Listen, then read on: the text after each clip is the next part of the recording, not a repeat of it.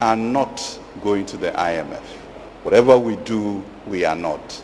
The consequences are dire. We are a proud nation. We have the resources. We have the capacity. We are not people of short sight. We will not go to the IMF. The story has now changed to this. Let me truly express appreciation to the IMF in general, and in particular to the IMF Managing Director and management. This is quite historic in terms of the speed in which we have come to this. The path that Zambia, Chad and Ethiopia have gone to, we can see that this is quite a miracle in its making. Now, we do need the IMF loan, else our economy will collapse.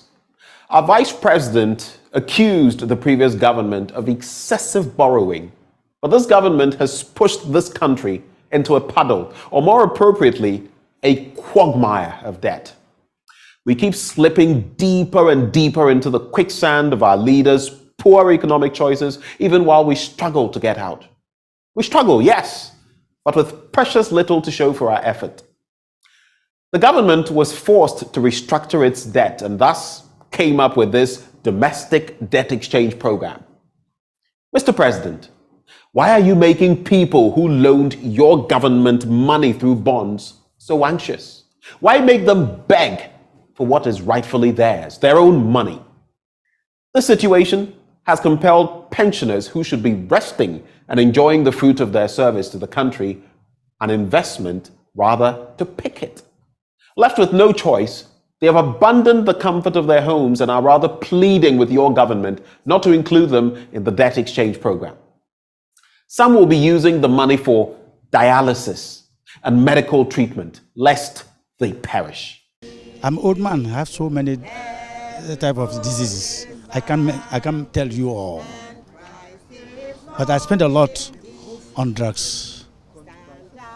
And very soon, I will start dialysis. And I need my money for it. That's why I'm waiting. When the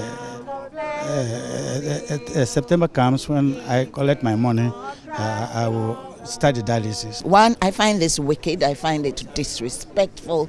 I find it unlawful. I find it totally wrong, period. President Akufo-Addo, some of these senior citizens are your colleagues in terms of age. Some of these people actually are even older than you are. These people are not young people basking in youthful exuberance. They do not have energy for that.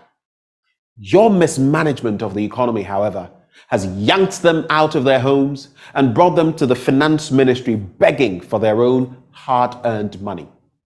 Now, let's listen to the best answer the president's cousin and finance minister, Ken Ofori-Atta, could give the pensioners when they picketed at his ministry. The fight that we are presumably fighting here is a difference between 15 and 18.5%.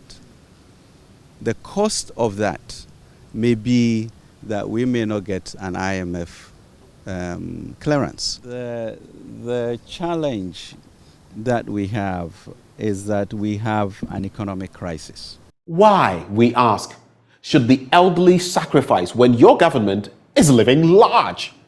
People have complained about cutting down the size of your government, but you refuse to listen. You promised to protect the public purse, but that is not what we see. You and I, you walk around and you see a lot of waste all along. And you don't want to do anything and you want me to take a haircut. I don't know. With a little bit of hair left on my head, I want it on my head. I'm not going to take a haircut. And I'm not encouraging any Ghanaian to take a haircut. You rented expensive private jets and refused to tell us how much it cost the taxpayer. Your many appointments are leeching us, sucking us dry. Ghanaians are not asking for too much. We want a drastic reduction in your expenditure. Times are hard for the ordinary Ghanaian. Need I remind you, Mr. President? Through our Living Standard series, we have realized that many people are adjusting their family budgets. From taking cornflakes and fresh milk in the morning Some have switched to maize or millet porridge. Some people are no longer spreading their bread with jam, marmalade, and butter. They are now spreading bread with groundnut paste, while some who are worse off have to take it raw, just as it is. Some have parked their cars and are now using public transport. Some are skipping breakfast and sometimes lunch so they can eat just supper. People are making changes on the daily. That is what Ghanaians are asking you and your government to do. Trim the fat, cut your coat according to your cloth. Do what is needed and stop the profligate spending now. Mr. President, when you were campaigning, this is not what you told us. This is not what you promised the people of Ghana.